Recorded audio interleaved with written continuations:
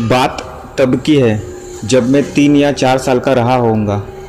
उस समय हम गांव में ही रहते थे। मुझे रोज़ रात को खिड़की के बाहर एक औरत दिखाई देती थी। उसने सफ़ेद साड़ी पहनी हुई थी और उसकी आंखें नीली भी होती थी।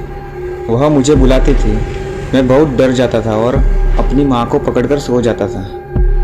कुछ दिनों में हम अपने पिताजी के साथ शहर में रहने लगे। गांव का घर खाली हो गया। हमारा गांव जाना भी कम होने लगा। अब केवल शादी ब्याह में गांव जाना होता, वह भी केवल मेरे माता पिता ही जाते। मैं अपने गांव के बारे में लगभग सब कुछ भूल चुका था। रात में दिखने वाली उस औरत को भी मैं अब सपना समझने लगा था। मेरे चाचा के लड़के की शादी थी। मैं करीब 15-16 साल बाद गांव गया था। हमने अपना घर भी साफ करवा रखा था। हम अपने घर में ही रुके थे। एक रात अचानक मेरी नींद खुली। मैंने खिड़की से बाहर देखा तो मुझे वही औरत नजर आई। उसकी नीली आंखें चमक रही थी और वो मुझे पहले की तरह बुला रही थी। मुझे ऐसा लग रहा था जैसा मेरा बचपन का कोई डरावना सपना सच हो गया हो।